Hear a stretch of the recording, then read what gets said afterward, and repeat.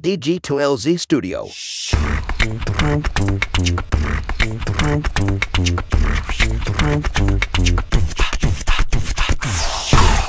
Selamat pagi, siang, sore, atau kapanpun waktu yang teman-teman pakai untuk mendengarkan podcast ini. Kembali lagi bersama saya Panji di podcast Ngobrol Bisnis. Dan kali ini sudah bersama saya adalah tamu yang sangat spesial ya, Pak Johannes Eka Prastia Tanjung, atau lebih akrab dipanggil Pak Jat ya. Ya, Halo Mas Pak Jat. aja kali ya, biar iya. tidak terus saya ya. Iya, oke. Halo Mas Jat, apa kabar? Kabar baik, annyeonghaseyo. Dan mensayangkan saham masyarakat. Jadi kita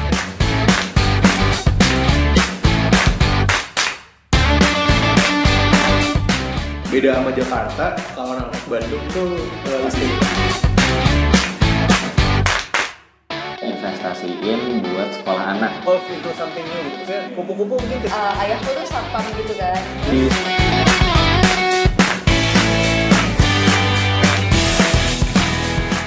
Gimana Mas Panji ini kayaknya baru terasa baru kemarin nih Mas Panji kembali ke tanah air.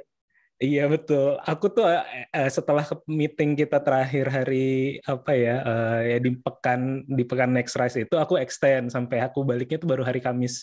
Oh wow, kayaknya jadi cukup lumayan. Area wave juga nih makanya iya. extend.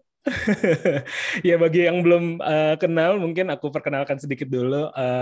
Aku terus terang kenal dengan Pak Jat adalah gara-gara kemarin ada event di Korea dan Pak Jat ini adalah konselor bidang kreatif digital dan startup, begitu ya? Minister Counselor, betul. Minister Counselor Ekonomi kreatif, digital, startup dan diplomasi publik. Wow, apa itu nanti akan kita bahas lebih lanjut. Ya. Nah, cuman kenapa aku berani nih ya? Kenapa aku berani ngajak Pak Jat ini atau Mas Jat ya untuk podcastan? Karena style-nya beda gitu dengan diplomat pada umumnya yang aku ketahui gitu ya. Jadi mungkin aku cerita sedikit waktu kita ada event sebelum pre-event lah, sebelum Next Rise-nya kita mengunjungi kami yang startup dari Indonesia mengunjungi akselerator ya di Camp namanya, salah satu akselerator di Korea. Nah, mungkin juga sudah partnership dengan KBRI Indonesia di Korea ya. Lalu di situ tiba-tiba Mas Jat ini nge-MC, tiba-tiba bikin video dan sangat fluen dalam istilahnya ya, membawakan video itu udah natural banget gitu loh, udah kayak apa, makanya saya juga apa dulu penyiar radio nih, apa dulu MC nih kayak gitu. Terus jadi gara-gara itu ini kayaknya agak easy going gitu, makanya coba saya ajakin podcastan dan ternyata alhamdulillah mau gitu ya. Jadi aku penasaran nih Mas Jat, mungkin di awal ya sebelum memegang posisi Minister Counselor for Creative and Digital Startup, tadi kepanjangannya ya, tadi nanti kita tulis di bawah gitu ya. Itu sebelumnya apa profesinya nih? Apakah benar dugaan saya gitu? Apakah sebenarnya berprofesi artis gitu ya Mas Panji ya? Terima kasih Mas Panji. Pertama saya ingin sampaikan it's really an honor.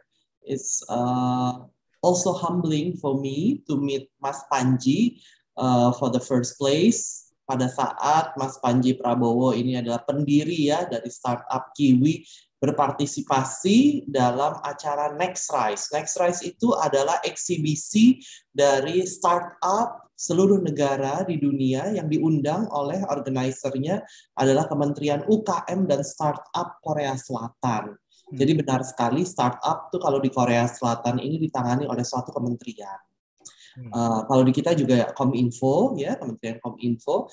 Dan Mas Panji ini satu dari 5 pemuda-pemudi tanah air yang berpartisipasi yang selama 4 hari waktu itu ya Mas ya? Iya betul, kurang lebih. 4 hari itu yang physical attending of course the exhibition dan juga bersama-sama dengan Kementerian Perindustrian dalam program Startup for Industry berpartisipasi pada Next Rise yang dihadiri juga oleh Bapak Dubes. Nah, saya juga sebenarnya pertama kali ketemu Mas Panji ini langsung sangat tertarik dengan startup yang didirikan oleh Mas Panji. To me, pada saat when I was growing up, pada saat saya sekolah dan kuliah, saya tidak pernah berpikir bahwa saya bisa istilahnya mungkin menjadi wirausaha atau startup, karena mungkin zaman itu sudah berbeda ya dari zamannya Mas Panji gitu ya.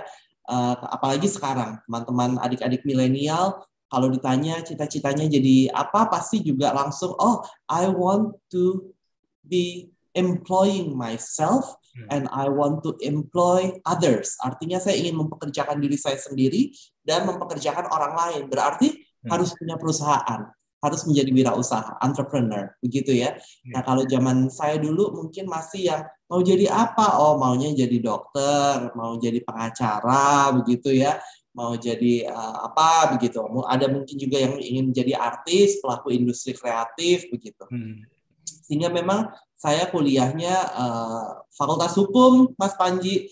Saya justru S1-nya di Fakultas Hukum Universitas Indonesia, begitu. Kemudian profesinya saya sebenarnya memang dari awal saya sudah masuk di Kementerian Luar Negeri. Jadi saya sudah pegawai negeri sipil ya, kemudian juga fungsional diplomat. Kami kalau di Kementerian Luar Negeri itu selain pegawai negeri sipil juga ada yang bergelar fungsional diplomat, begitu, pejabat dinas luar negeri, di mana kami memang bertugas ke perwakilan Republik Indonesia di luar negeri. Setiap 3 atau 4 tahun kami akan dikirim untuk bertugas di berbagai perwakilan Republik Indonesia di luar negeri. Jadi kalau ditanya, kok MC-nya lancar mungkin ya Mas Panji, sebenarnya mungkin karena waktu awal pada saat kami baru masuk di Kementerian Luar Negeri, kami mendapatkan banyak sekali pelatihan. Salah satunya tentunya pelatihan substansi ya, yaitu isu hubungan luar negeri, diplomasi dengan berbagai negara maupun juga dalam kerangka multilateral, PBB dan organisasi lainnya. Tapi juga ada pelatihan-pelatihan teknis, termasuk juga di mana kami biasanya juga mendapatkan bagaimana membawa diri di hadapan masyarakat asing khususnya, karena kami harus berhadapan terus dengan diplomat asing pada saat penugasan maupun pada saat di Jakarta. Gitu, Mas. Jadi mungkin MC-nya itu terlatih dari situ. Suka diminta membawa acara gitu ya, MC apa tuh namanya tuh? MC tembakan. MC dadakan. Iya, karena aku kan googling juga ya terkait dengan Mas Jet ini gitu. Terus aku nemu di websitenya PKN ya, Pekan Kebudayaan Nasional. Pekan Kebudayaan Nasional, iya betul. Sepertinya pernah ngisi jadi speaker juga di sana mungkin ya, ngisi acara. Betul, iya alhamdulillah, puji Tuhan kami pernah juga diminta oleh Bapak Dirjen Kebudayaan, Bapak Hilmar Farid, untuk mengisi Pekan Kebudayaan Nasional tahun lalu, Mas, akhir tahun 2021 dalam acara dalam sesinya itu warisan budaya bangsa dalam bentuk kain Nusantara, satu lagi terkait kuliner Nusantara. I see, iya. Saya soalnya sebelum pandemi sih lumayan rutin datang tuh ke PKN ya. PKN betul-betul. Di apa namanya di Senayan gitu biasanya kayak gitu kan. Ada. Carinya pasti cari kuliner nggak? Kalau saya cari kuliner pastinya. Cari kuliner dan kadang kan suka mengundang artis-artis juga kan, nonton konser gratis ibaratnya. Iya, konsernya gratis betul. Udah gitu lagunya luar biasa ya, Bhinneka Tunggal Ika, Nusantara banget. Iya betul. Iya dan saya baca ya di website PKN itu memang ternyata sebelumnya adalah wakil direktur pendidikan dan di bidang ini ya justru Dirjen Hukum dan Perjanjian Internasional ya berarti. Betul, iya. Karena mungkin dari latar belakang pendidikan saya di hukum ya.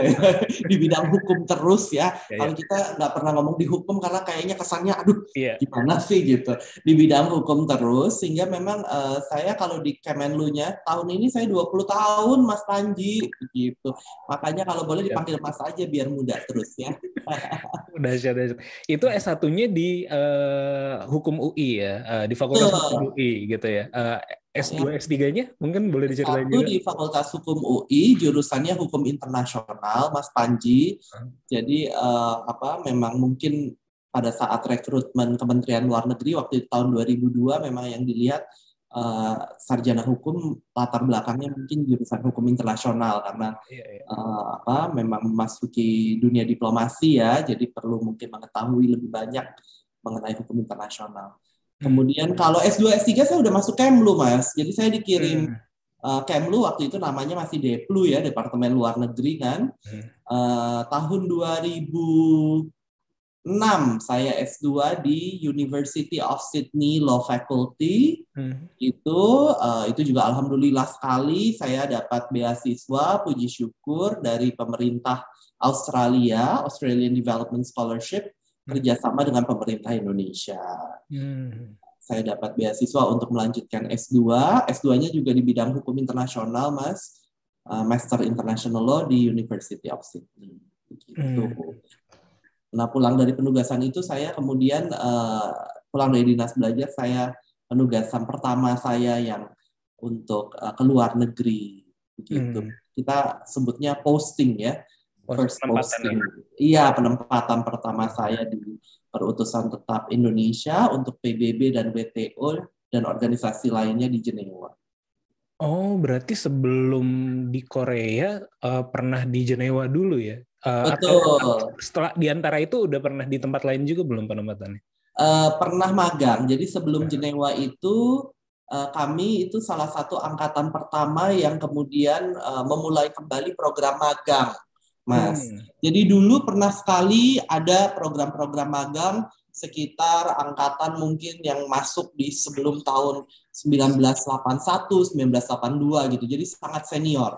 Kemudian pada saat kami masuk tahun 2002, kemudian pada saat itu Bapak Menteri Luar Negeri Pak Dr. Hasan Wirayuda kemudian membuat satu restrukturisasi Kementerian Luar Negeri namanya.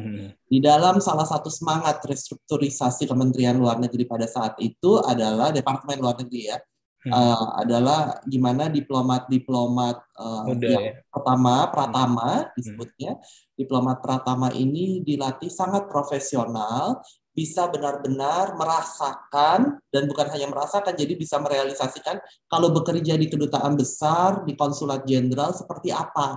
Karena kalau misalnya baru berangkat ke luar negeri, mungkin pada saat mau penugasan, terkadang itu kan butuh waktu 4-5 tahun, Mas, di Jakarta. Baru mau berangkat penugasan, itu sudah tergolong cepat zaman itu ya.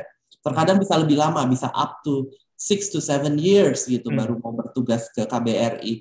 Sementara kita di Jakarta, kita tidak tahu sebenarnya teman-teman atau para senior di KBRI itu tugasnya apa, begitu, apa nature-nya berbeda dari kerjaan kita di Deplu. Sehingga kemudian ada satu program namanya program magang di KBRI, dan kami saat itu mendapatkan magang di Perutusan Tetap Indonesia untuk Masyarakat Eropa di Brussel, di Belgia. Oh, gitu. Iya. Kalau saat ini sekarang kalau Mas Panji sampaikan, kok saya cek di Google, Mas Jet, nggak ada sih yang namanya Perutusan Indonesia untuk Masyarakat Eropa, adanya KBRI di Brussel. Benar, karena sudah beberapa tahun ini Perutusan Republik Indonesia Uni Eropa dan KBRI bersatu. Jadi sekarang namanya memang Kedutaan Besar Republik Indonesia untuk Kerajaan Belgia dan juga Uni Eropa dan Luxembourg.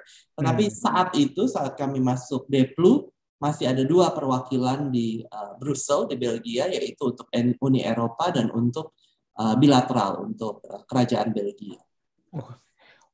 Seru banget ya ininya ya, perjalanannya ya. Berarti memang kalau kan pendengar aku nih, ceruk-ceruk paling besar itu adalah mungkin usianya 24 sampai 25 sampai 34 lah, itu adalah ceruk terbesarnya. Tapi ceruk kedua terbesar tuh sekitar 18 sampai 24 lah. Jadi memang usia-usia kuliah dan baru mau lulus gitu. Mungkin boleh cerita juga nih tipsnya atau ini kan kayak pekerjaan yang diidamkan oleh anak-anak kuliahan nih. Oh gitu ya. Bisa lulus. Jadi diplomat, bener ya. Jadi kayaknya pada banyak mau jadi wirausaha. mungkin ada juga yang mau jadi wirausaha, tapi saya rasa pekerjaan settle, apalagi bisa keliling-keliling dunia gitu kan, dari Brussel, Jenewa, sekarang apalagi di Korea kayak gitu kan, itu kayak wah kayaknya bagi anak muda tuh keren banget nih gitu kan, Ya, bisa kerja ya. di luar negeri kayak gitu. Mungkin ada tipsnya Mas gimana bisa masuk Kemlit? Ini jadi agak belok dikit ya. Cuman Iya, mungkin iya, buat iya. pendengar kita nggak apa-apa lah gitu. Boleh. Tipsnya apa ya? Saya rasa tipsnya sama mungkin untuk dalam saat kita menekuni satu profesi maupun juga menekuni ilmu, kita memang perlu kerja keras, Mas Panji. This may sound cliche, but ya memang itu ya. Hard work dan persistent, Mas. Saya rasa kita jangan takut pada saat orang lain mengatakan kok kayaknya sangat persisten gitu ya, sangat mungkin dipandangnya ambisi atau bagaimana, tetapi jangan takut untuk menekuni sesuatu apabila memang itu sudah merupakan arah yang ingin kita tempuh gitu. Jadi memang pada saat, kalau saya boleh cerita, pada saat saya belajar hukum internasional, dari keluarga sendiri, dari orang tua dan dari keluarga besar ya, dari om dan tante, bahkan kakak-kakak sepupu yang sudah menekuni ilmu hukum, biasanya menyampaikan kenapa tidak ambil hukum pidana, atau tidak ambil hukum perdata, atau tidak ambil hukum bisnis, begitu. Karena memang kalau hukum perdata kita tahu ya bisa menjadi notaris. Kalau hukum pidana bisa menjadi pengacara hukum pidana, begitu. Dan banyak sekali pengacara kondang ya, pengacara yang sangat ternama di negeri kita. Betul. Kemudian juga kalau hukum bisnis tentunya bisa menjadi corporate lawyer, bisa menjadi kuasa hukum di berbagai perusahaan nasional maupun multinasional. Sementara saya memang mungkin dari awal, saya sendiri baru merasa di sekitar semester ketiga pada saat akan pengalihan ke penjurusan. Jadi betul Mas Panji. Di Fakultas Hukum UI pada saat itu ada 7 jurusan. 1 itu perdata, 2 itu praktisi hukum, gitu. 3 itu kalau tidak salah pidana, 4 ekonomi, begitu ya. 5 kalau tidak salah tata negara, 6 internasional, 7 administrasi negara, gitu. Tetapi dari awal mungkin ya, saya belum merasa di semester pertama sampai ketiga begitu. Saya masih, karena memang semester 1 biasanya diberikan hukum perdata, pidana, ekonomi semuanya. Semester kedua dikasih mulai yang hukum acara pidana, acara perdata, jadi mulai pengkhususan. Semester ketiga apalagi ya, lebih dikhususkan lagi. Nah, saya kok dilalah waktu di semester ketiga itu yang pertama saya centang pada saat pendaftaran ulang mahasiswa adalah hukum diplomasi. Diplomasi, Mas. Pada saat itu hukum diplomasi guru besarnya masih tidak tetap. Begitu. Jadi bukan guru besar tetap. Dan saya tidak tahu kenapa beliau itu guru besar tidak tetap. Saya baru tahu setelah kemudian saya hampir lulus sebenarnya. Begitu. Ternyata guru besar tidak tetap itu namanya almarhum Profesor Sumario Suryokusumo. Beliau adalah mantan Duta Besar Republik Indonesia untuk Austria. Untuk Wina, betul. Dan beliaulah guru besar tidak tetap hukum diplomasi pada saat itu di Fakultas Hukum Universitas Indonesia. Yang saya menekuni hukum diplomasi semester 1, semester berikutnya lagi semester 3, semester 4 begitu ya. Kemudian akhirnya saya merasa di sini gitu, that's my calling ya. Mungkin sama juga dengan Mas Panji pada saat mendirikan Kiwi. What do I need to find? Ya kan, itu kan it's about your calling. Dan itu biasanya teman-teman akan merasakan sendiri. Jadi jangan khawatir meskipun teman-teman mungkin saat ini berusia 18 tahun, 19 tahun ya, belum 20. Where is my calling? You will find your calling. But you just have to really work hard. You have to study hard. Belajar juga memang benar-benar harus rajin. Banyak membaca. Kalau zaman saya, mungkin zaman Mas Panji juga masih banyak sekali membaca buku yang benar-benar textbook. Tapi zaman sekarang saya rasa sangat dimudahkan ya. Kita membaca semuanya dari internet ya. Dari smartphone, betul. Tinggal di paman Google, eyang Google gitu. Kalau di Korea ini eyang Naver ya. Mas Panji mungkin kemarin di Korea pakainya Naver atau Kakao kalau untuk search engine. Jadi, dan apalagi sekarang ada smartphone, ada laptop. Jadi sangat memudahkan teman-teman untuk bagaimana bisa belajar, bagaimana bisa menulis. Oh, don't forget to write. Teman-teman punya ide apa? Tulislah untuk teman-teman sendiri. Kenapa? Karena sebaik apapun ingatan kita, lebih baik pada saat kita realisasikan dalam bentuk tulisan. Karena pada saat tulisan itu, that's yours. Nobody can take that from yours. Kalau teman-teman itu baru berpikir, kemudian memiliki ide, langsung direalisasikan, ditulislah begitu. Iya, betul, Apakah betul. diketik atau dicatat. Iya. Saya juga ingat ada salah satu, saya pernah baca quotes atau baca buku gitu ya, ada salah satu cara mengikat ilmu, dia bilang adalah dengan menuliskannya. Jadi kalau kita misalnya dapat apa ya, insight atau dapat knowledge atau dapat apa gitu, ketika kita tuliskan justru itu jadi malah makin nempel ya ke diri kita sendiri gitu. Dan Betul. nanti bisa ya, kalau tadi untuk apa masalah IP lah kalau nanti ke depannya, atau misalnya wah ini yang pertama kali menuliskan adalah dia nih, kan itu bisa jadi ini juga ya. Betul sekali, betul itu Mas Panji, betul. Untuk pelindungan hak kekayaan intelektual juga yang namanya hak cipta ya, paten itu juga memang inovasi yang pertama yang dipandang. Betul. Iya, betul. Iya, berarti kayak gitu ya buat teman-teman nanti yang mau mungkin apa namanya kerja di Kemlu atau jadi konsuler di luar negeri atau kerja di KBRI, ternyata bukan cuma HI ya. Kalau saya dari itu dulu mikirnya bukan internasional ya. Internasional, ternyata dari jalur hukum juga memungkinkan gitu ya. Betul Pak Mas Panji, betul sekali, karena bahkan beberapa menteri luar negeri kita adalah sarjana hukum seperti almarhum Bapak Ali Alatas. Beliau juga lulusan Fakultas Hukum Universitas Indonesia, kemudian Bapak Dr. Hasan Wirayuda juga adalah Fakultas Hukum Universitas Indonesia, alumnus. I see. Dan ketika saya googling ya terkait dengan Mas Jet ini, salah satu yang saya temukan adalah entah ini berkaitan dengan diplomasinya juga atau tadi juga berkaitan dengan semangatnya untuk menulis. Saya menemukan blognya itulah. Nah, tapi namanya lucu gitu ya. Jet Fashion Diplomasi. Jet Fashion Diplomasi. Nah, kenapa nih fashion dimasukkan dalam unsur diplomasi? Apakah ada kekhususan tersendiri gitu? Ada apa nih? Mungkin bisa diceritain, Mas.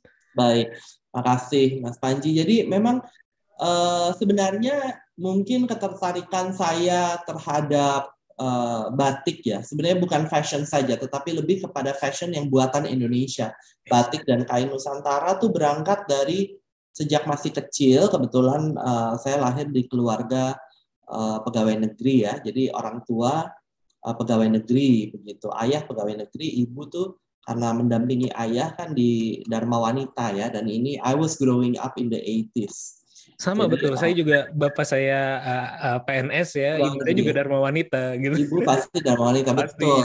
Nah, biasanya zaman kita itu mungkin hampir sama ya dengan Mas Panji. Ibu-ibu kan pasti masih pakai kebaya kan? Betul. Kebaya dan batik ya. Jadi pasti kainnya juga diwiron begitu. Jadi kalau mendampingi ayah pasti selalu. Jadi istilahnya dari saya buka mata ya, dari saya melek itu saya melihat mama saya tuh pakai kebaya dan batik. Kemudian saya sudah masuk Kemlu, saya sudah masuk Deplu di tahun 2008, 2007, 2008 ya.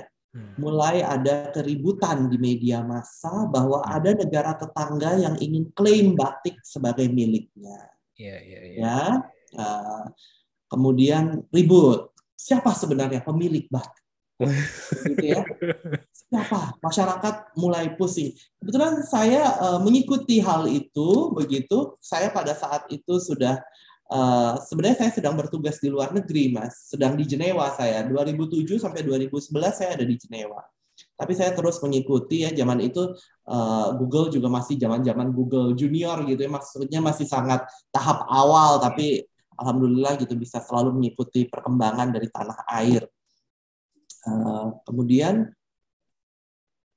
UNESCO mengumumkan setelah sidang waktu itu di Abu Dhabi bahwa batik adalah warisan budaya tak benda Republik Indonesia untuk dunia.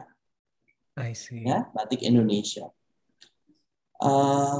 Saya menjadi lebih aware, saya menjadi lebih paham bahwa ternyata isu batik itu juga merupakan suatu isu yang sangat penting di dalam diplomasi. Sama seperti kalau Belanda ya, mungkin bangga dengan kembang tulipnya, bangga dengan busana tradisionalnya, begitu. Terus mungkin izin Amerika bangga dengan hamburger ya. Ya, hamburger is very American I think ya. Coca-Cola, kemudian hot dog bahkan sangat New York sebenarnya. Kalau nanti Mas Panji berkesempatan ke New York, it's very New York. Wherever you go in New York, you can find hot dog begitu. Sama kalau di Korea kemarin kan Mas Panji juga melihat banyak sekali kok Mas Jet ini orang kaki lima yang menjual tteokbokki, bakso ikan juga ya, omu, bakso ikan begitu. Di Jepang namanya odeng. Sama. Nah kalau Korea bangga dengan hanboknya sebagai ikon diplomasi budayanya, Indonesia kita seharusnya sangat bangga dengan batik. Kenapa? Karena batik kita sudah menempuh ratusan, bahkan ada yang klaim sudah lebih dari 1000 tahun. Ada arkeolog dan juga seorang analis wastra ya, bernama Profesor Matty Bell Gittinger dari Amerika Serikat. Masih ada beliau di Amerika. Itu beliau menyampaikan, dan ini saya kutip di dalam disertasi S3 saya, doktoral saya di Sydney. There is no country more aligned than the tradition of textile than Indonesia with batik.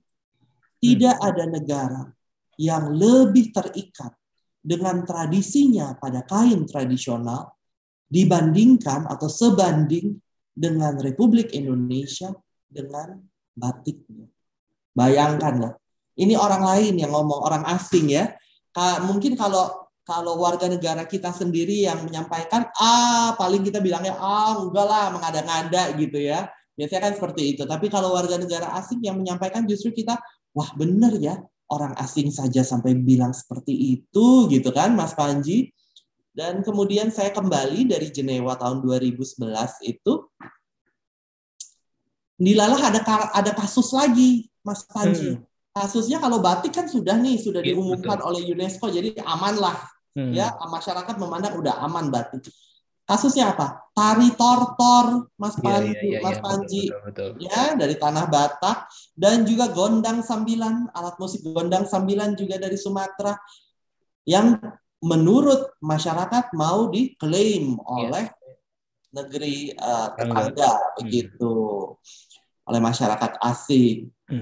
Dan kebetulan pada saat saya kembali dari Jenewa, saya kemudian ditugaskan untuk bekerja di Direktorat Jenderal Hukum Perjanjian Internasional. Hukum Perjanjian Internasionalnya bidang ekonomi sosial budaya. Saya kemudian ditugaskan untuk menangani memang perlindungan warisan budaya, termasuk warisan budaya tak benda seperti batik, seperti tortor, seperti gondang sambilan. Sehingga mulai berangkat lagi semakin peduli Mas Panji. Dan memang bidang tugasnya, bidang pekerjaannya, isunya hal yang sama. Kami kemudian dari Ditjen HPI itu menyelenggarakan satu event, bisa dicek teman-teman di Google juga masih ada, namanya Like Minded Countries Meeting kedua, LMCM 2 tahun 2011 begitu ya. Itu mengenai perlindungan sumber daya genetik, pengetahuan tradisional, dan ekspresi budaya tradisional. Termasuk yaitu mengenai pelindungan batik, pelindungan tortor sebagai warisan budaya, begitu Mas Panji. Itu yang kemudian membuat saya ternyata kalau secara unconscious sebenarnya, mungkin tidak terlalu sadar, bahwa itu yang mengarahkan saya kemudian untuk menuntut ilmu lebih tinggi lagi, S3, alhamdulillah dapat beasiswa lagi begitu ya, untuk pelindungan kekayaan intelektual bidang budaya Indonesia, studi kasus perlindungan hukum atas batik. I see. Dan itu dari perjalanan tersebut ya, itu jadi dibawa jadi identitas dan nempel lah ibaratnya. Jadi kalau kita ngomongin mungkin bisa bilang kayak brand gitu ya. Jadi kayak Jet Fashion Diplomacy itu udah jadi kayak satu brand gitu ya. Itu ya, mungkin saya justru malah nggak terlalu sadar karena Mas Panji yang menyampaikan, saya jadi mungkin jadi saya dipandangnya kalau diplomasi batik Mas Jet gitu. Kebetulan memang pada saat kuliah kan kalau S2, S3 di luar negeri ya sama ya, sekarang di Indonesia juga ya. Kita harus menerbitkan tulisan, Mas. Iya. Baik di jurnal akademik maupun juga di media massa yang tentunya ternama ya, yang juga substantif begitu. Jadi memang saya juga banyak menulis di Jakarta Post dan masih ada tulisannya sampai sekarang bagaimana perlindungan mengenai batik ini kemudian menjadi sesuatu yang sebenarnya harus menjadi kesadaran nasional, bukan hanya di tingkat pemerintah ataupun juga di kalangan swasta. Kenapa kalangan pemerintah? Tentunya karena ada Kementerian Pendidikan Kebudayaan, sekarang kita punya Kementerian Pariwisata Ekonomi Kreatif, ada Kementerian UKM juga, dan of course my home ministry ya, Kementerian Luar Negeri yang menjadi istilahnya garda terdepan dari diplomasi Indonesia untuk pelindungan budaya. Tetapi sektor swasta kenapa? Karena memang UMKM, wirausaha batik itu banyak sekali dan mereka justru lebih banyak, Mas Panji, di daerah-daerah terpencil, bukan hanya di kota-kota, begitu. Kalau di kota-kota itu sebenarnya hanya yang penjual sentra kan ya, di Jakarta, di Bandung, di Jogja, tapi justru kan misalnya di Sleman, itu kan masih menepi sedikit ya dari Jogja ya, bukan persis di ibu kota DI Yogyakarta begitu. Itu justru yang banyak pembatik di Bantul. Nah kalau di Madura itu Mas Panji pernah nggak ke Madura? Iya pernah. Udah pernah ya. Nah kalau dari Surabaya kan ada jembatan Suramadu ya, nyebrang dikit dari jembatan Suramadu itu setelah lewat jembatan itu ada di sebelah kiri dan kanan yang menjual. Tapi itu mereka masih UMKM, Mas Panji. Di belakang tokonya, biasanya mereka membatik sendiri. Nah, ini yang kita perlu bantu. Kenapa? Karena ini bukan saja penggerak atau tulang punggung ekonomi. Mereka lah pelaku ekonomi kerakyatan. Jadi bagaimana kita bisa membantu mereka, ini luar biasa. Jadi I'm just trying to do as much as I can ya, tentunya di batas-batas pekerjaan saya sebagai diplomat gitu ya Mas Panji, apakah berbentuk promosi batik, kalau apa yang bisa saya lakukan melalui media sosial saya, pasti saya akan upayakan yang terbaik. Iya keren sih, dan saya juga ketika saya juga dulu sempat course ya, bukan kuliah tapi di Brisbane gitu ya, di Australia juga, di QUT persisnya di Queensland Technology University ya. Ya, Queensland University of Technology. Dan biasa kalau orang kita ya, entah udah budaya atau apa, kita bawa buah tangan kan ibarat. Jadi saya selalu bawa batik sih sebenarnya, kain ataupun udah berbentuk pakaian ya untuk ini saya supervisor saya di kampus kayak gitu. Bahkan kemarin ketika lagi di Korea pun kita bawa beberapa kain ya untuk kita kasih buat yang pengunjung datang ke booth kita kayak gitu kan. Yang perempuan gitu ya, karena dan mereka happy banget gitu, baik itu orang Australia atau orang Korea. Tadinya kita pikir ini akan happy nggak mereka, dan setelah keluar dari booth kita lihat mereka nyobain jadi selendang atau apa kayak gitu itu jadi udah jadi apa ya, itu udah mungkin soft publikasi yang enak banget ya kayak gitu ya dipakai. Ya betul. Jadi Mas Panji, kalau saya melihat memang batik itu sudah menjadi satu ikon diplomasi Indonesia. Ikon diplomasi, bukan hanya budaya, tetapi aset ekonomi kreatif kita. Karena pada saat kita berbicara kreatif ekonomi di Indonesia, kita tidak mungkin meniadakan batik. Batik itu adalah aset paling potensial dari ekonomi kreatif Indonesia. Karena bisa dijadikan dalam medium apapun, bisa dalam bentuk kemeja, bisa dalam bentuk blus, busana, tapi juga dalam bentuk misalnya nih kerajinan tangan. Ini kebetulan ada di meja kerja saya. Kenapa? Saya ingin menunjukkan ini kepada rekan-rekan Korea ya. Kebetulan sekarang kan kita sudah bisa lagi bertemu muka ya, Mas Panji. Jadi bisa meeting offline begitu. Kadang saya meeting offline dengan teman-teman. Ini memang ada di meja saya. Ini adalah kura-kura. Sebagaimana diketahui, bangsa Korea ini kan juga traditionally mereka adalah penganut Konfusianisme ya, Buddhis ya. Jadi kura-kura ini memiliki simbol yang sangat penting kalau di bangsa-bangsa di Asia Timur. Korea, Tiongkok, dan Jepang. Iya, betul. Karena apa? Lambang umur panjang, Mas Panji. Betul. Nah, tapi kura-kura yang ada di meja saya sangat berbeda. Kenapa? Karena kura-kura batik. Iya. Yang dia dipahat, Mas, bukan digrafir ini, bukan dicetak. Dia dipahat nih. Tuh. Jadi ada teksturnya, terus ada motif kawung, motif teruntum, motif mana lagi nih? Iya, motif kawung, teruntum, terus bahkan kaki-kakinya juga ada motifnya ya. Iya. Begitu. Nah, saya ingin menunjukkan kepada bangsa Korea betapa batik itu sebenarnya jangan dipandang hanya sebagai satu busana. Karena banyak rekan-rekan saya menyampaikan, Johannes, Jet, I cannot wear the batik, it's too crowded atau apa, terlalu rame. Terlalu rame ya. Karena orang Korea, Mas Panji tahu ya, sukanya Simple. pakainya monokrom, warnanya hitam, putih, so boring sebenarnya nggak ya? I'm sorry for being blunt. Tapi kalau orang Indonesia kan kita terbiasa mungkin bajunya warna-warni begitu. Nah, tapi saya sampaikan sebenarnya jangan dilihat hanya busana, batik itu bisa di medium apapun. Bisa misalnya untuk ini ya, untuk satu handcraft. Ini kalau dibuka, Mas, tuh. Kalau ini saya kosongkan ya, tapi bisa kita taruh potpourri gitu ya, kembang kering, atau bisa taruh lilin aromaterapi bisa, atau juga bisa untuk misalnya klip begitu kan, untuk keperluan kantor, post-it begitu. Sehingga memang batik itu adalah satu aset ekonomi kreatif, dan ini saya rasa sudah disampaikan berulang kali juga dari Kementerian Parekraf maupun Kementerian UKM ya, bahwa wirausaha batik itu, UKM batik adalah tulang punggung perekonomian. Oke. Nah, terkait dengan kita ngebahas batik tadi sebagai salah satu aset kreatif Indonesia kayak gitu ya. Dan sekarang seperti yang ya tadi udah diperkenalkan juga, Mas Jet sekarang di Korea gitu.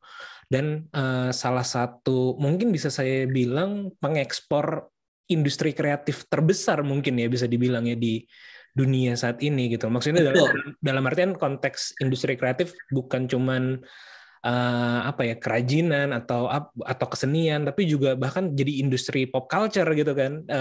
Rata-rata ya Asia Tenggara atau Asia, bahkan Amerika itu juga udah jadi pengimpor industri kreatif Korea kayak gitu. Dan saya lihat juga divisinya atau istilahnya departemen atau bidangnya Mas ini kan spesifik banget ya, industri kreatif, digital, dan startup. Mungkin boleh diceritain dulu Mas korelasinya nih, kenapa ada bidang tersebut, terus juga apa yang mau dilakukan di bidang tersebut, mungkin belajar dari Korea atau menyalurkan yang dari industri Indonesia ke Korea, industri kreatif Indonesia ke Korea. Mungkin boleh diceritain Mas. Ya, jadi benar sekali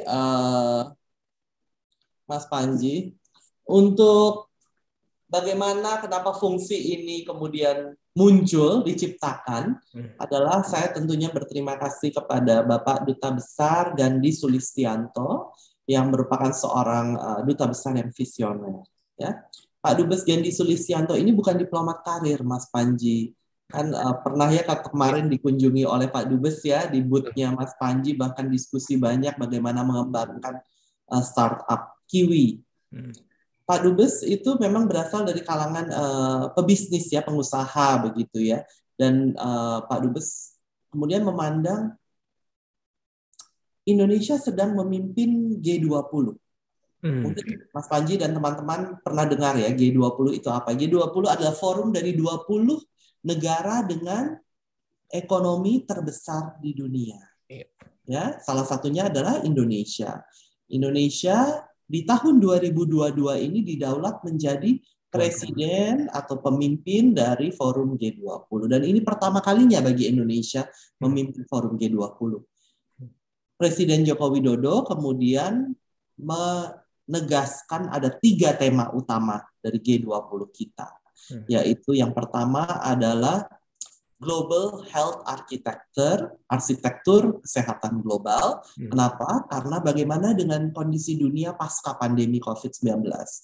Bagaimana, apakah kita harus business as usual seperti dulu, di mana industri kesehatan mungkin kelihatan seperti industri yang sangat sulit ditembus dan obat-obatan sangat mahal, khususnya untuk negara berkembang. Nah, Indonesia kemudian mengangkat tema itu juga untuk istilahnya bisa memfasilitasi, menjembatani bagaimana keperluan di bidang kesehatan. Kedua adalah sustainable atau renewable energy, energi terbarukan. Ya, energi ini menjadi isu yang sangat penting karena tentunya tidak bisa lagi bergantung pada sumber-sumber energi lama. Begitu ya, harus sekarang energi itu terbarukan dan berkelanjutan. Nah, isu ketiga yang terpenting adalah transformasi digital. Saya lihat dari 2014 ya, sejak Bapak Presiden mulai memimpin Indonesia, isu digital ini menjadi penting. Demikian juga isu ekonomi kreatif. Ya, di mana kita melihat tumbuhnya banyak sekali startup, termasuk Mas Panji nih. Makanya saya salut sekali dengan generasi muda yang pendobrak. Pendobrak itu kenapa? Pendobrak itu bukan sesuatu yang negatif loh, Mas Panji. Kalau di zaman saya dulu tumbuh besar ya, kalau kita dianggap istilahnya mungkin agak apa ya, agak nyeleneh gitu ya, kalau bahasa Jawanya, wah kok wonge nyeleneh gitu, orangnya kok kayaknya tidak pakem gitu ya, itu kemudian dijauhi. Padahal tidak semestinya orang itu negatif. Tidak semestinya orang itu mungkin jahat atau mungkin memiliki niat yang buruk. Mungkin orang itu memang justru dia sangat kreatif. Ya kan? Makanya dia mungkin menyalurkan kreativitasnya berbeda dari individu lainnya. Dan saya melihat generasi milenial ini generasi yang mungkin semakin terbuka, semakin bisa menerima perbedaan, Bhinneka Tunggal Ika itu semakin tumbuh, sehingga tumbuhlah juga startup yang menangani berbagai isu. Seperti Mas Panji dengan Kiwi, seperti ada beberapa startup lainnya kan yang hadir di Korea juga. Dan tentu kita tahu persis kisah sukses Tokopedia, Gojek, GoTo sekarang ya, dan banyak lagi unicorn di Indonesia. Jadi Pak Dubes kemudian berpandangan, apabila Indonesia sudah memimpin G20 dengan tema transformasi digital, seyogyanya KBRI Seoul yang merupakan kepanjangan tangan dari pemerintah Indonesia, dari Kementerian Luar Negeri, ya istilahnya kita ini kan kantor cabangnya pemerintah Indonesia nih Mas, Kedutaan Besar Indonesia di Seoul. Kita juga perlu untuk mengutamakan isu ekonomi digital. Apalagi di Korea ini memang yang terdepan adalah ekonomi digital, ekonomi kreatif, dan startup. Kita tahu sekali itu. Selain tentunya perdagangan dan investasi ya Mas, itu yang merupakan istilahnya kembang-kembangnya Korea Selatan begitu. Sehingga Pak Dubes kemudian membentuk fungsi baru di mana saya alhamdulillah puji syukur dipercaya untuk mengemban melaksanakan tugas-tugas dari fungsi ini, ekonomi kreatif, digital, percepatan startup. Begitu. Iya. Berarti berangkatnya sebelum Pak Dubes Sulis sekarang berarti fungsi digitalnya belum ada ya, berarti baru ekonomi kreatif. Betul, iya. Pada saat itu baru ekonomi kreatif, iya, dan diplomasi publik. Kemudian di Januari 2022 ekonomi kreatif, digital, startup, dan diplomasi publik. Oke, ada penambahan fungsi atau ini ya tugas yang berkaitan dengan tersebut gitu. Betul, iya. Boleh diceritain mungkin Mas apa ya kegiatannya apa aja ya? Selain kemarin kan juga tentu saja ketika ya kami ke sana juga sangat terbantu gitu ya dengan Mas Jet mempertemukan dengan akselerator yang ada di Korea, terus juga saya pribadi ya sangat terbantu juga kan kita mau apa ya ibaratnya bermitra dengan KBRI, dikoneksikan dengan rekan-rekan yang ada di KBRI atau teman-teman yang ada di Korea Korea Selatan secara general kayak gitu. Boleh diceritain Mas ininya kegiatan apa gitu? Nah mungkin izinkan saya ya bisa sharing screen sedikit ya Mas Panji ya. Oh, oke boleh. Mungkin ya, tapi sambil dijelasin saya juga. Saya akan memaparkan juga begitu, tapi akan lebih mudah juga pada saat saya share screen Mas Panji biar nggak lupa. Oke, mangga udah ini udah open. Share screen. Sudah kelihatan Mas Panji? Iya, sudah. Oke. Jadi pada tanggal 23 Juni ya, hari Kamis 2 pekan lalu berarti ya sudah ya. Kamis 2 pekan lalu itu saya diundang oleh organisasi Perserikatan Bangsa-Bangsa yang fokus pada industri dan pembangunan bernama United Nations Industrial Development Organization, ya, bekerja sama dengan United Nations Training Agency, badan pelatihan Perserikatan Bangsa-Bangsa untuk suatu lokakarya mengenai akselerasi ekonomi digital dan UKM serta startup di abad ke-21. Fokusnya pada apa yang telah dilakukan oleh Indonesia juga. Saya diundang untuk mewakili Bapak Duta Besar, karena Bapak Duta Besar ada kegiatan lain juga pada saat itu untuk menyampaikan satu presentasi. Nah, tema presentasi saya adalah To Unicorns and Beyond. Wow. Jadi bagaimana mencapai unicorn dan setelahnya mau apa nih kita? Apa benar hanya unicorn saja yang ingin kita tuju?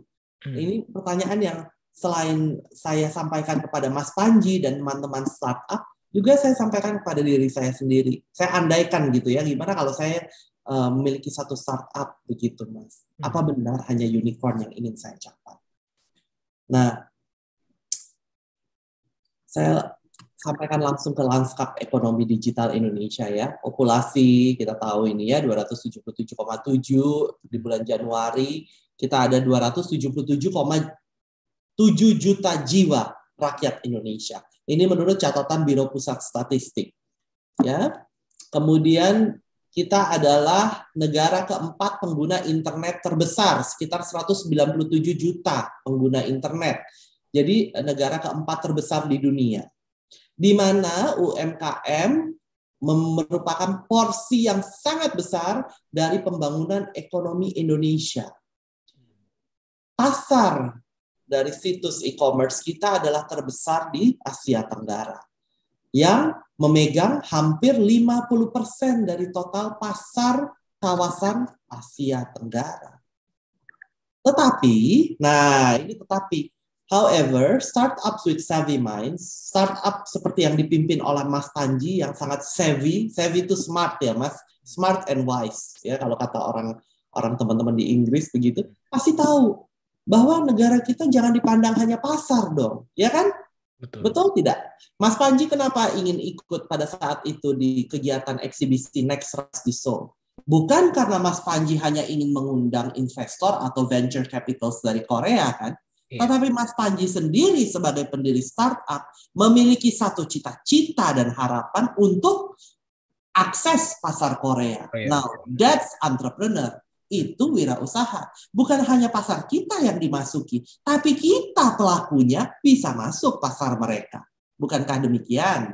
Ya. Sehingga kemudian pemerintah juga memiliki satu gerakan nasional 1000 startup digital. Ini sudah diprakarsai oleh Bapak Presiden dan Menkominfo saat itu ya, Pak Rudiantara, dikomandani Kementerian Kominfo begitu, untuk bagaimana gerakan milenial, pemuda kemudian bisa mendirikan startup. Kemudian juga ada satu situs yang dibuka yaitu hub.id. Itu lanskap ekonomi digital yang saya sampaikan di lokakarya tersebut. Saya menyampaikan Indonesia adalah negeri dari 12 unicorn dan 1 dekakorn. Dari sekitar estimasi di bulan Mei ya Mas ya, ini sekitar 6.178 startup. And counting of course. Masih terus berkembang kalau kita hitung sampai akhir tahun ini ya. Ini beberapa unicorn yang saya sebutkan ya. Ada GoTo, ada JT, Bukalapak dan sebagainya. Nah, kita lihat sekarang digital economy landscape dari Korea Selatan. Apa sih keunggulan mereka? Pertama, mereka adalah global leader di bidang 5G dan kecerdasan maya, artificial intelligence. Benar. Kedua, mereka telah memanfaatkan big data untuk mengatasi masalah-masalah kemasyarakatan, masalah sosial. Jadi big data itu bukan hanya untuk keuangan, perdagangan, ekonomi, tapi sudah lebih, Mas. Sudah digunakan untuk mengatasi masalah sosial, termasuk bagaimana mengatasi pandemi 19 dan menjamin akuntabilitas dari para pejabat publik melalui tata pemerintahan yang baik atau good governance, democratic governance, pemerintahan yang demokratis. Ketiga, apa yang kita lihat? Dan ini pasti Mas Panji juga tahu pada saat berkunjung ke sini. Industri digital kuncinya adalah semikonduktor dan baterai. Ya, hal ini yang membuat kemudian Korea Selatan juga bekerja sama dengan Indonesia dalam rangka pembuatan baterai dan semikonduktor. Korea Selatan negeri dari 15 unicorn dengan 1,7 juta startup. Wow. Ya, kalau kita tadi, kalau menurut catatan juga dari analis, 6.178 startup, tapi kita sudah punya 12 dan 1 dekakorn. Kalau Korea Selatan, betul 1,7 juta startup, tapi baru 15 unicornnya. Kita memang belum 15, kita baru 12, tapi kita udah punya 1 dekakorn, mereka belum. Ya, ada kementerian UKM dan startup, dan ini beberapa unicorn, Kupang, Market Curly, Kakao, ya.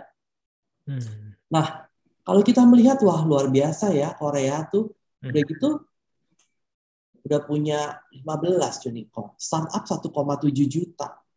Jadi gimana sih Mas Jet? Ngapain mereka kerja sama-sama kita?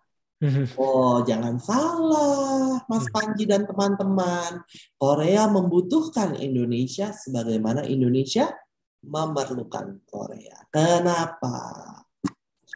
Ya, ini juga saya tekankan, memang di Korea ini ada yang namanya enabling condition atau kondisi yang mendukung, antara lain ada konglomerasi usaha, industri perbankan yang mendukung berkembangnya inkubasi dari startup. Seperti misalnya grup keuangan KD atau Kukmin Bank, grup keuangan Shinhan Bank, ya, itu memiliki yang namanya akselerator startup, Mas. Shinhan punya Shinhan Labs, KB memiliki KB Innovation Hub. Dan juga ada lembaga pemerintah yang bernama Korea Intellectual Property Strategy Agency atau Badan Strategi Kekayaan Intelektual Korea yang turut juga mendukung startup pada saat pencatatan registrasi untuk merek dagang, untuk tadi yang disampaikan Mas ya, brand dan sebagainya. Begitu. Ada juga konglomerasi usaha LG yang membantu juga untuk startup ini memiliki modal awal. Nah, kemudian teman-teman menanyakan, tapi jadi gimana dong Mas Jet kalau ngelihat begitu? Kayaknya masa depan Korea seindah, secantik, seganteng bintang-bintang drakor itu, seperti Yoon Bin dan Son Ye Jin di Crash Landing on You, ngapain mereka kerja sama-sama kita? Gitu kan? Is the outlook really as beautiful as K-drama? Saya serahkan kembali ke teman-teman untuk menjawabnya. Saya sampaikan satu fakta. Faktanya adalah ada laporan dari Perserikatan Bangsa-Bangsa yang menyatakan Korea ini menjadi satu aging society atau masyarakat dengan penduduk usia yang tidak produktif semakin banyak, alias penduduk usia senior, Mas Panji. Usia produktifnya semakin berkurang. Ini saya sampaikan data sumbernya dari BPS Korea atau Badan Statistik Korea, ya. Di mana di tahun 2020 penduduk dengan usia 25 tahun bahkan di bawah 25 tahun jumlahnya hanya 23,1 juta.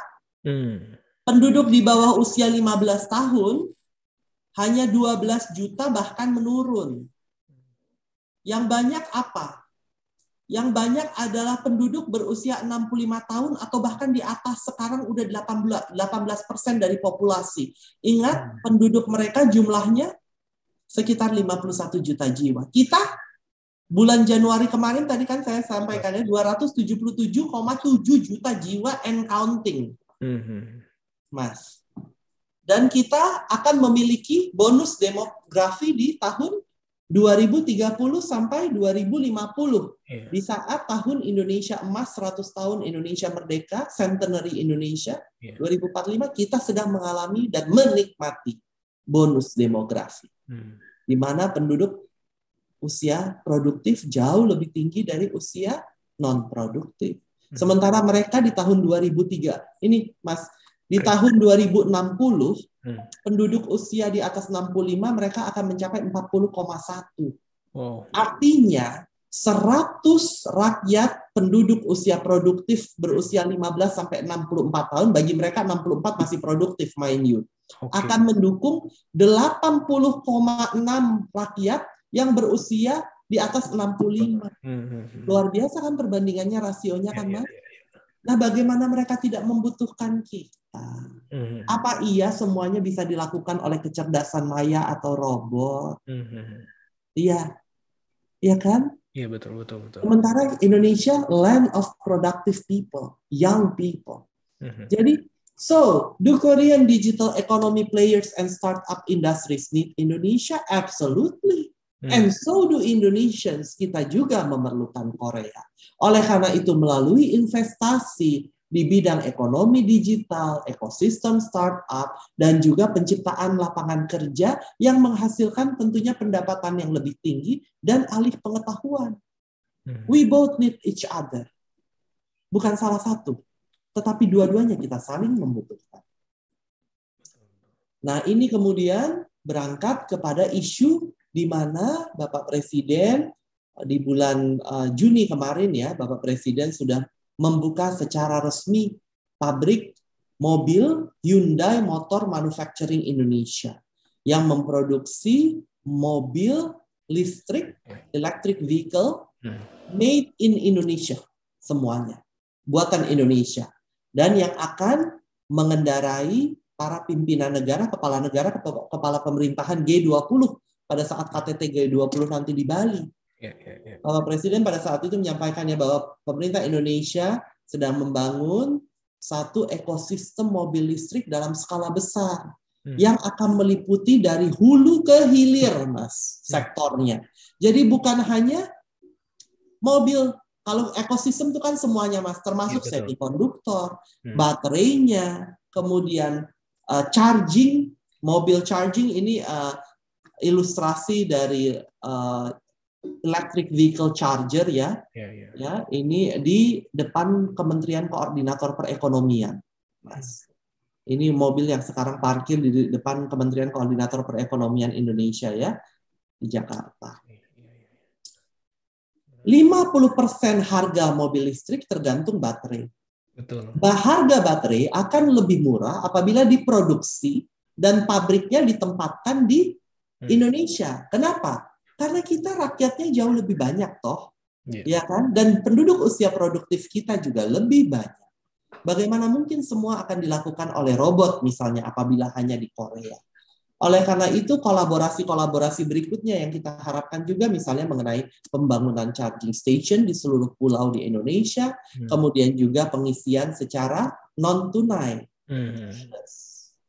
gitu.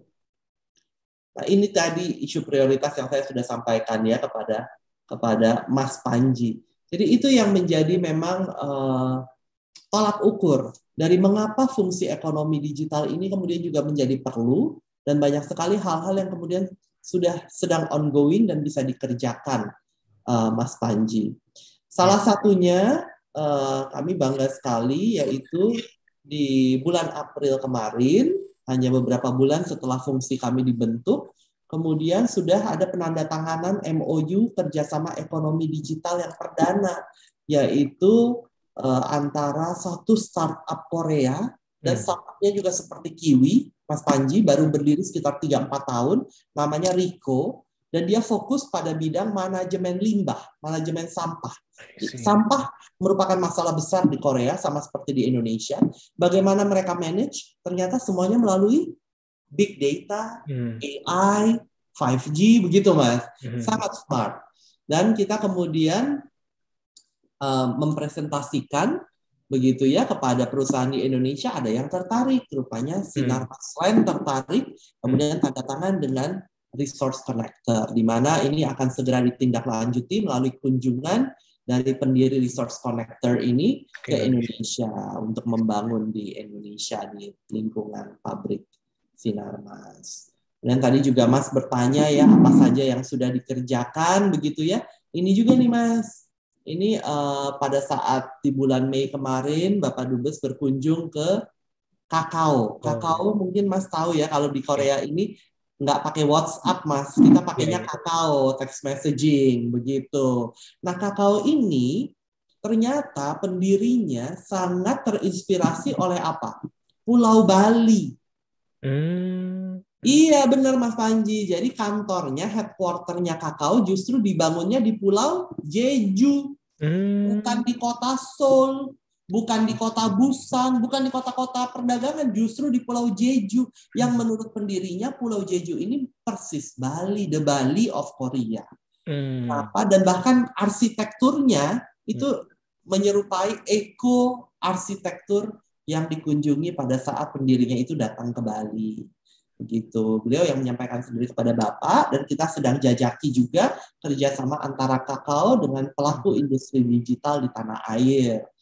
Kita juga menjajaki kerjasama juga tentunya dengan KB Innovation Hub, dengan B-Camp, dengan Spark Labs, ya untuk para akselerator dari startup di Korea, dan juga dengan Kakao Bank. Ini yang di bawah ini namanya Kakao Bear. Dia ikonnya dari Kakao ya, mungkin Mas Panji juga teman-teman yang menggunakan Kakao tahu biasanya menggantikan smiley face WhatsApp nih Kakao Bear gitu. Nah, Kakao Bank ini adalah the first pure mobile banking Korea di Korea Selatan. Dan bahkan dimulainya sejak sebelum pandemi 2019, IPO-nya naik terus setelah pandemi Mas Panji. Kenapa? Karena justru memang mungkin masyarakat generasi muda ya, selama pandemi kan bagaimana mau membuka tabungan? Masa masih harus keluar rumah begitu ya, kan nggak mau. Maunya semuanya buka tabungan saja secara mobile. Nah, Kakao Banking ini buka tabungan pertama, Mas Panji nggak perlu ke bank, bisa buka melalui mobile phone. Jadi benar-benar udah kita sambil duduk aja, istilahnya sambil ngafe, kalau anak-anak Jakarta teman-teman ya, itu udah kita sambil ngafe yuk buka akun bank. Nah ini juga kita sedang jajaki Mas Panji ke depannya bagaimana kita bisa bekerja sama, berkolaborasi dengan pelaku industri perbankan tanah air untuk satu pure mobile banking di Indonesia. Totally mobile ya, nggak perlu. Totally mobile. Kalau their name pure mobile Mas. Pure ya, oke. Iya begitu. Iya. Jadi yang kemarin itu di camp itu hanya salah satu ya. Jadi ternyata ada kayak tadi KB, terus juga kalau di Indonesia ya udah mulai sering ada kegiatan tuh, kalau nggak salah Shinhan deh. Shinhan memang udah ada beberapa. Shinhan sudah ada, betul Mas. Namanya Shinhan Future Labs. Betul, ya. Betul. Tapi ternyata masih banyak potensi lain ya gitu. Dan juga tentu saja membuka peluang untuk startup Indonesia kalau mau ke sana begitu ya. Ya. Sangat membuka juga. Tetapi memang itu yang selalu ditekankan oleh Pak Dubes juga Mas, bahwa jangan melihat Indonesia sebagai suatu market. Betul. Karena we're not just a market. Yes, okay, we know, we realize, kita sadar kita adalah ekonomi digital terbesar di Asia Tenggara. Tapi you grab our hands.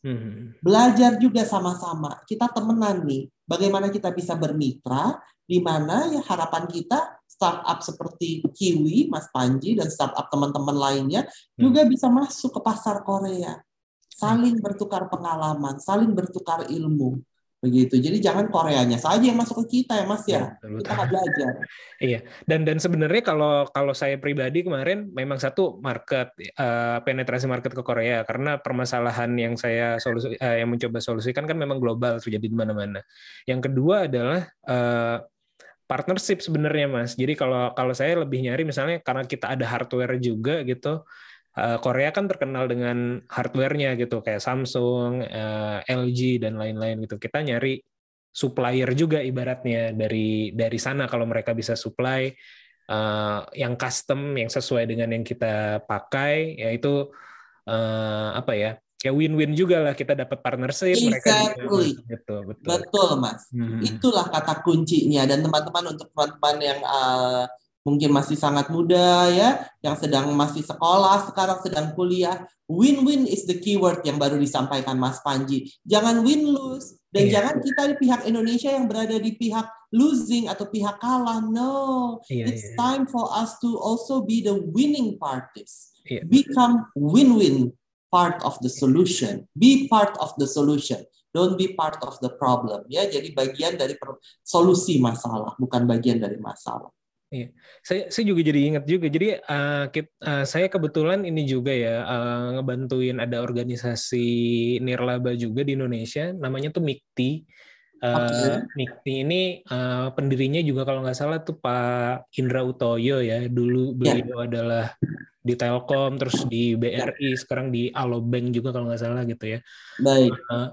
MIKTI ini kepanjangannya dari Masyarakat Industri Kreatif. Apalagi saya lupa.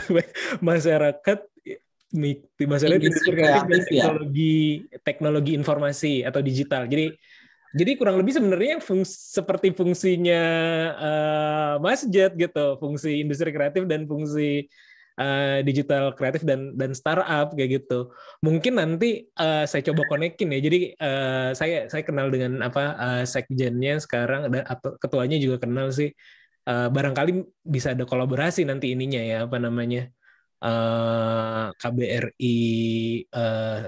KBRI Seoul gitu dengan MIKTI atau ya mungkin tadi ya sekedar mungkin webinar atau karena yang di-handle oleh MIKTI ini cukup banyak startupnya di bawahnya, jadi bisa banget. Bisa juga ayo Mas, kunjungan ke sana. Mas Panji juga di MIKTI, ayo kita kerjasama. Kalau bisa justru jangan hanya webinar atau mungkin kita fasilitasi misalnya beberapa visiting startup gitu ya. yang bisa visiting dan juga ya yang kita inginkan adalah benar-benar one on one ya Mas. Jadi Mas menemukan potential matchmaking gitu. Jadi kalau misalnya ketemu istilahnya bukan kan jodoh tuh bukan hanya jodoh suami istri ya Mas. Jodoh rekan bisnis juga perjodohan loh. Nah, itulah tugas saya Mas. Itu menjadi kebahagiaan saya dan teman-teman di KBRI Seoul juga di bawah kepemimpinan Pak Dubes Sulis apabila kami bisa jadi istilahnya mak comblang dari para pelaku startup Korea Indonesia. Iya, oke. Iya, nanti saya baru ini nih keingetan nanti saya coba ini ya, mungkin ini janjian atau kayak gimana nanti. Karena concernnya sama sih sebenarnya ke masalah industri kreatif, talent. Tadi kan sempat disebut juga gitu bagaimana masyarakat Korea makin sedikit generasi mudanya, kita bonus demografi, tapi kan harus dididik nih talentnya kayak gitu kan. Betul, gitu. Iya. Kita bonus demografi, tetapi kita juga perlu memang makanya itu yang tadi saya sampaikan Mas, makanya jangan pernah berhenti belajar juga ya untuk teman-teman itu you need really to fill up your knowledge. Jadi jangan kita seperti domba yang masuk di kandang singa, tetapi kita juga harus jinak seperti merpati tapi cerdik seperti ular mungkin ya untuk mengetahui bahwa seperti ini loh dunia bisnis, dunia startup di Korea. Nah sebenarnya ada satu yang mudah dan ini juga sering disuarakan Pak Dubes supaya teman-teman nggak begah, nggak bosen, nggak cepet capek, nggak cepet ngantuk belajarnya. Nonton drakor yang namanya startup. Nah, udah paling seneng kan kalau nonton drakor kan teman-teman kan. Kali ini nonton drakornya tapi drakor substansi. Judulnya startup. Jadi bukan hanya percintaan aja, tapi ada pendidikannya. Bagaimana bentuk startup. Dan maaf ya, kami bukan rumah produksinya dan kami bukan sponsor ya. Tapi ini khusus hanya untuk pembelajaran. Iya. Mungkin ada satu lagi Mas yang saya pengen. Ini presentasinya masih ada yang mau dilanjutkan atau? Ada tapi nanti aja Mas. Mungkin Oke, mungkin bisa di stop dulu ininya biar. Iya. Bisa ini. Saya jadi lupa tadi mau nanya apa. Terkait dengan tadi ada salah satu poin yang menarik menurut saya bahwa ada tadi nama organisasinya Korean yang masalah paten dan IP tersebut ya.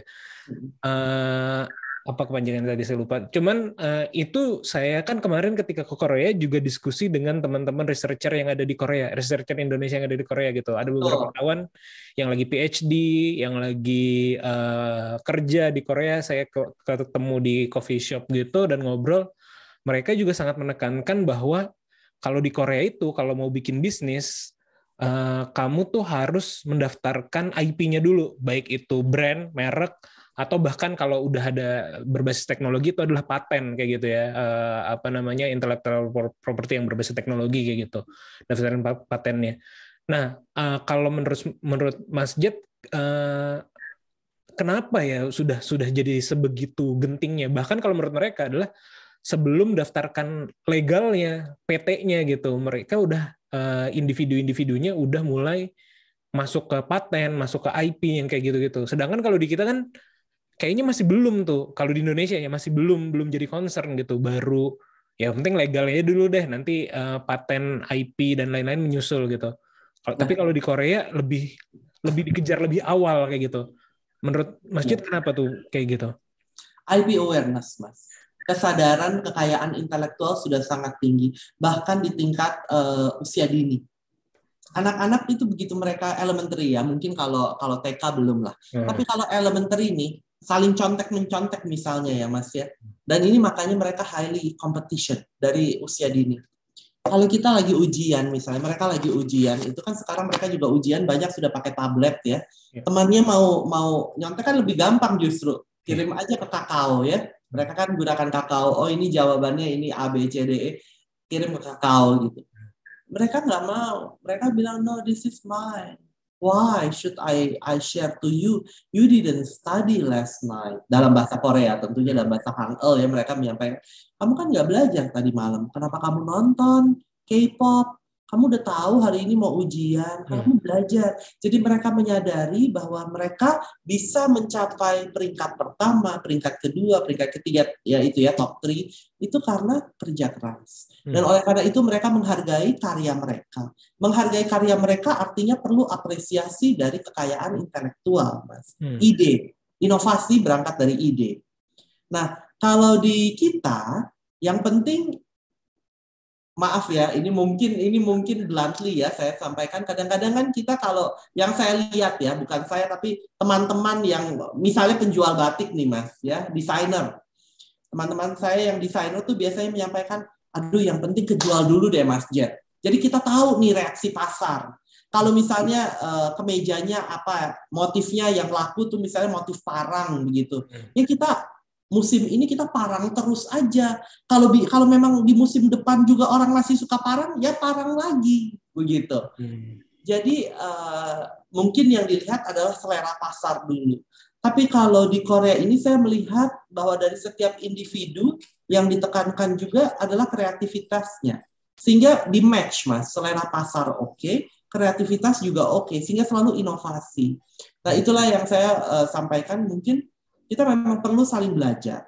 Dari Korea dia juga tidak bisa hanya mungkin inovasi-inovasi tanpa melihat tradisi. Kalau dari Indonesia saya rasa apabila kita nikahkan nih Mas, misalnya hanbok dengan batik, itu luar biasa. Sekarang apa yang terjadi di industri kreatif popnya mereka ya, K-popnya mereka. Ada seorang penyanyi bernama Dita Karang, beliau warga negaranya juga masih warga negara Indonesia, yang kemudian diundang menjadi seorang penyanyi di grup Secret Number Official, menjadi duta dari K-pop Korea begitu ya. Nah, kenapa bisa orang Indonesia? Karena berarti kan dilihat orang Indonesia juga sangat profesional, pekerja, artis itu dia tidak hanya yang istilahnya maaf aleman atau mungkin moody atau bagaimana, enggak, dia profesional. Dia dilatihnya bukan lagi 9 to 5, mungkin dari 6 to 6 again gitu. Ya kan, karena kan menjadi artis di sini koreografi, kemudian baru latih vokalnya, latih actingnya begitu. Jadi ini yang perlu mungkin kita sama-sama cari benang merah, Mas. Dan di mana kita bisa saling, kalau kami dari KBRI Seoul, Mas dari pelaku startup ya, kita bisa terus saling bekerja sama, misalnya kadang update saya juga gitu, Mas, ini startup lagi perlunya ini, saya juga nanti akan update Mas Panji. Mas, kalau di Korea sekarang startup yang maju justru misalnya di bagian komuter makanan, begitu ya. Karena memang di sini belum ada yang semasif Gojek. Belum ada, begitu. Terus juga startup, Mas, misalnya Kiwi ya, Itu saya lihat di sini juga belum ada yang benar-benar memikirkan misalnya bagaimana sih orang kalau antrian bisa begitu panjang, coba di-manage. Dan beberapa kali memang saya datang bahkan ke rumah sakit juga antrian masih panjang. Kalau yang saya spesifik ada ternyata, tapi memang fokus ke restoran, tabling namanya. Tabling itu restoran. Kemarin juga udah sempat bukan rumah sakit. Iya. Mereka problemnya banyak karena kan mereka juga banyak industri kecantikan tuh Mas. Betul. Nah, banyak klinik oplas. Iya. Tahu kan oplas, operasi plastik. Kami nggak operasi plastik loh teman-teman. Tapi sangat fresh ya. Tadinya saya curiga, oh jangan-jangan mumpung di Korea kan siapa tahu murah gitu. Tuh. Oh, berarti kalau begitu saya akan tambah lagi makan buah jeruk deh biar tambah fresh, Mas.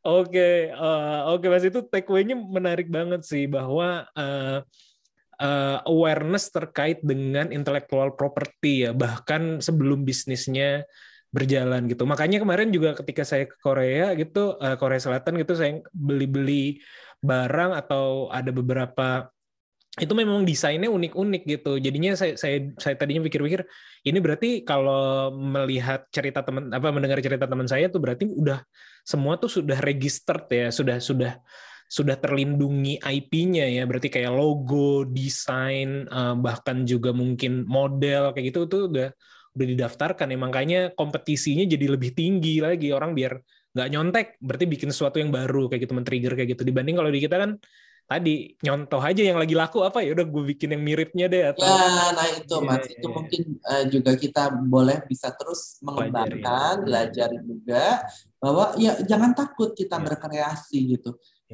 Kalau memang bukan lagi zamannya, ini yang saya kenakan sekarang ya. Ini batik motifnya beras wutah, Mas. Beras wutah tuh kalau bahasa Jawa itu artinya beras tumpah. Jadi artinya rezeki ya, karena beras kan itu lambang kemakmuran ya, sumber pangan kita untuk negara Asia lah semua. Indonesia, Tiongkok, Jepang, Korea, semua kan makan beras ya. Nah, beras wutah ini tapi ada satu masa di mana ini sangat disukai di sekitar tahun 60-an begitu ya. Bung Karno sangat suka. Kemudian nggak pernah lagi, baru terakhir justru di tahun 2000-an sekian, 2019 2020 gitu oleh Pak Komar, seorang seniman batik dari asal Bandung ya, Batik Komar, mungkin pernah dengar rumah Batik Komar. Iya. Saya tanya, punya ya Mas ya. Saya tanya ke Pak Komar itu, Mas, kenapa kok beras wutah, kenapa enggak ini? Oh iya Mas Jo, soalnya kalau parang kawung kan orang-orang juga ya masa motif Indonesia cuma 2 itu sih, ya kan? Sementara motif batik Indonesia tuh ribuan, Mas Panji. Iwan Tirta dulu semasa beliau masih hidup ya, almarhum Pak Iwan ya, itu pernah bahkan kalau nggak salah mendaftarkan 5.000 loh motif beliau. Jadi itu luar biasa. Belum lagi motif-motif batik yang khusus untuk keraton ya, Yogyakarta, Surakarta, begitu. Sehingga kalau bukan kita sendiri, ini baru soal batik ya saya bilang ya. Batik kan itu masuk dalam subsektor fashion, dalam 17 subsektor ekonomi kreatif. Kita punya 17 mind you, Mas Panji. Ya. Kemudian kalau di Korea ini memang mereka tidak dibagi-bagi per subsektor. Mereka hanya disampaikan konten kreatif, itu termasuk fashion, movies, music, begitu ya, publishing, penerbitan. Tapi kalau kita kan terbagi 17 subsektor. Nah, kita harus bisa memilah-milah yang mana yang bisa kita matchmaking dengan pelaku industri kreatif luar yang kompeten. Jangan asal ambil, jangan kita langsung yang, oh ya, ini kayaknya bagus nih, tapi tanpa riset. Sehingga kemudian nanti tahun kedua, tahun ketiga ternyata bermasalah kontraknya atau MOU-nya. Jangan. Itulah KBRI khususnya Seoul ya, kita ingin sekali kalau kita matchmaking, kita jadi comblangnya istilahnya, kita ingin pertemukan Mas Panji dengan memang pelaku yang kompeten juga. Begitu. Tadi Mas Panji kan menyampaikan ada Pak tabling tapi soal restoran saja. Nah, kalau udah ada soal restoran, oke deh, kita nggak sentuh ranah dia, ya kan? Mana ada orang yang ingin disentuh ranahnya, apalagi kalau itu ladang rezekinya ya Mas ya. Tapi yang bisa kita bantu, kita lengkapi. Kamu kan udah pegang restoran nih, aku bantuin deh kamu di bidang rumah sakit. Kamu kan banyak banget klinik oplas, ada ribuan tuh di Gang 6. Yuk, aku aja yang ngurus itu. Nah, itu Mas Partnership ya, Pak, ya? Panji. Partnership, Iya, ya. jadi semangatnya sama-sama sih memang untuk adalah saling membantu dan alhamdulillah kalau dapat cuan juga ya Mas Panji. Iya, betul. Alhamdulillah. Iya. Pembahasan kita jadi sirkuler ya, menarik ya. Tadi kita mulai dengan batik dan ternyata diakhiri juga tentang IT yang mana sebenarnya penting juga ya jadi concern untuk masyarakat Indonesia, kesadaran untuk intellectual property, mungkin juga salah satunya batik atau fashion in general juga mulai didaftarkan atau dimasukkan sebagai ya tadi nggak lengah sebagai itu adalah intellectual property begitu ya. Betul. Terima kasih Mas Jet atas waktunya nih udah ngobrol-ngobrol sore-sore atau di. Terima kasih Mas Panji. Ada satu mungkin yang boleh saya angkat juga Mas Panji, boleh, Mas. Ini adalah mengenai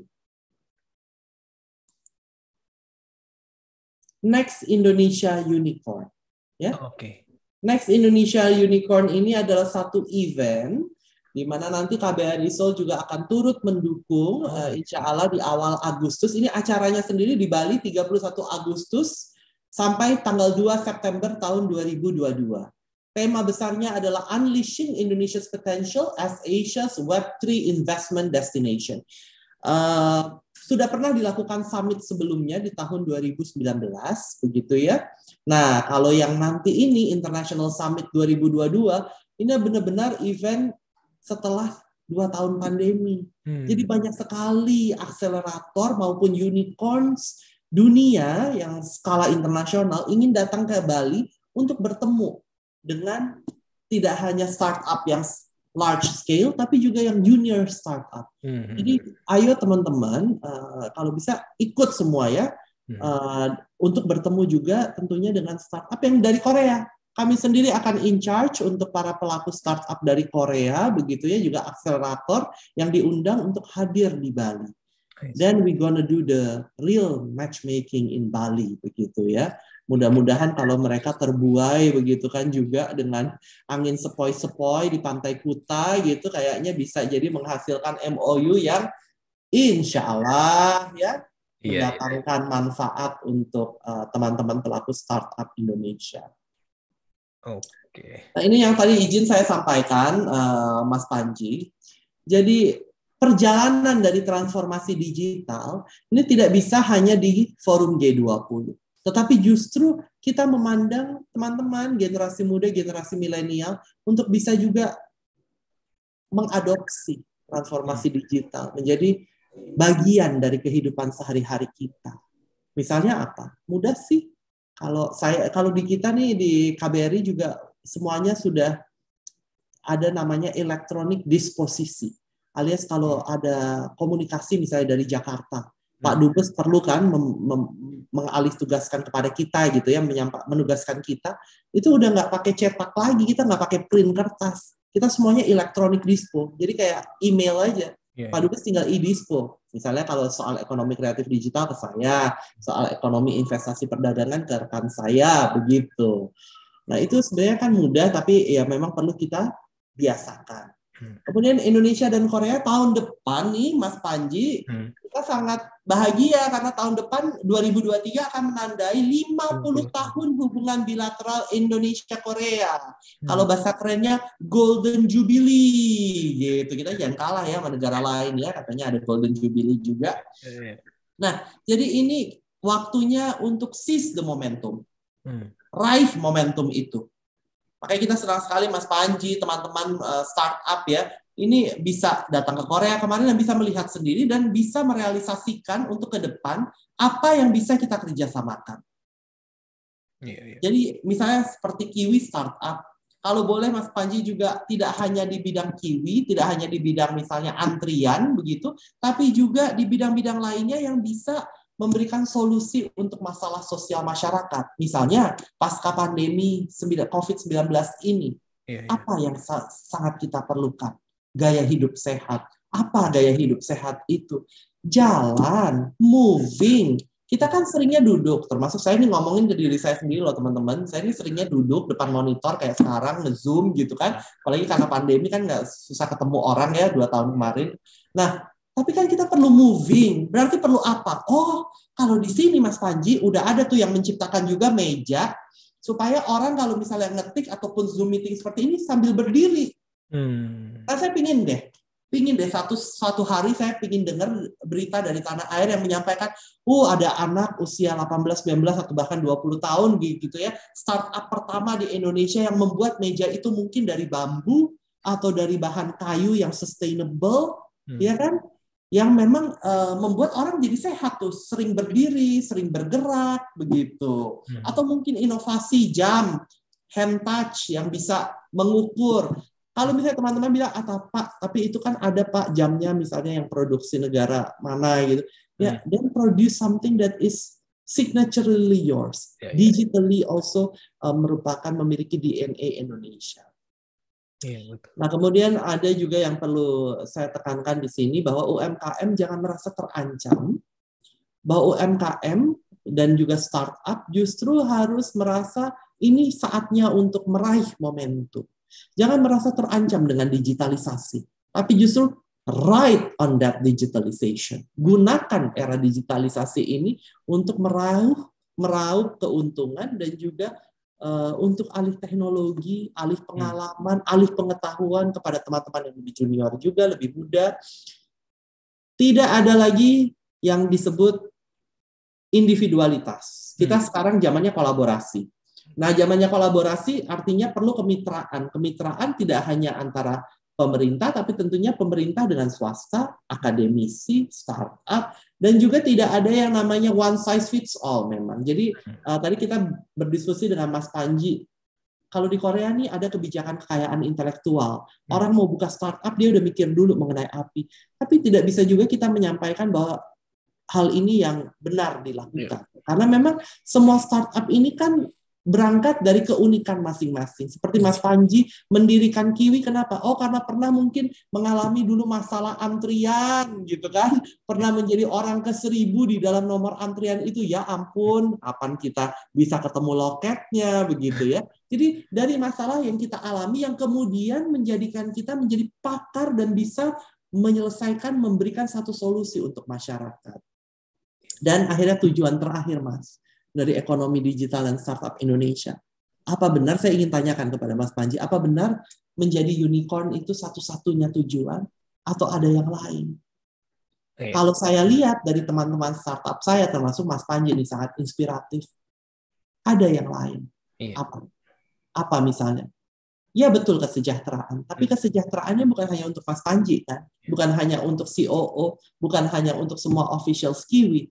Tetapi untuk apa? Untuk teman-teman sekitar juga kan. Karena kalau Mas Panji sejahtera, teman-teman di Kiwi misalnya sejahtera, ini akan menimbulkan ekosistem yang lebih sejahtera. Ekosistemnya nanti lebih luas lagi dengan teman-teman startup lain. Sehingga akhirnya yang kita harapkan tentunya satu Indonesia sejahtera. Ya.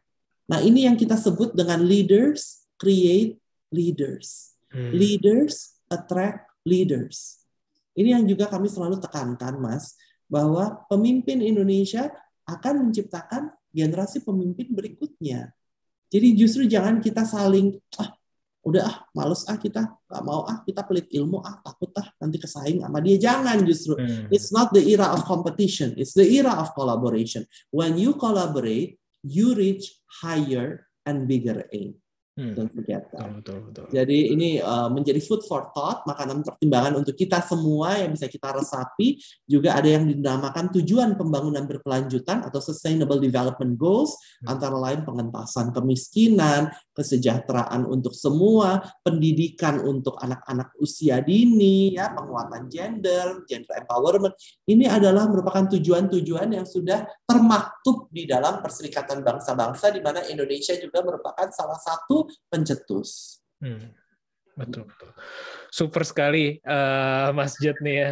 Jadi balik ke pertanyaan dari di slide awal, beyond-nya apa ya setelah unicorn? Ya tentu saja selalu membawa manfaat gitu ya, dan juga berdampak bagi tidak hanya untuk diri sendiri atau perusahaan sendiri, tapi juga buat masyarakat sekitar dan bahkan se-Indonesia atau bahkan ASEAN atau global gitu ya Mas ya.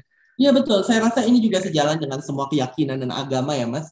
We cannot be a man or a woman for ourselves only, but be a man or woman for others. Karena bagaimanapun, ya makanya saya juga sangat merasa suatu kehormatan bagi saya. Terima kasih Mas untuk diundang podcast ini, karena saya merasa ya meskipun mungkin hanya sedikit yang bisa saya bagikan ya dari keterbatasan ilmu, pengalaman, tapi alhamdulillah mudah-mudahan ini bisa diterima juga oleh teman-teman dan menjadi mungkin motivasi, penyemangat untuk teman-teman apakah memasuki industri startup seperti Mas Panji nanti, bisa memiliki unicorn ataupun juga memasuki dunia diplomasi. Iya.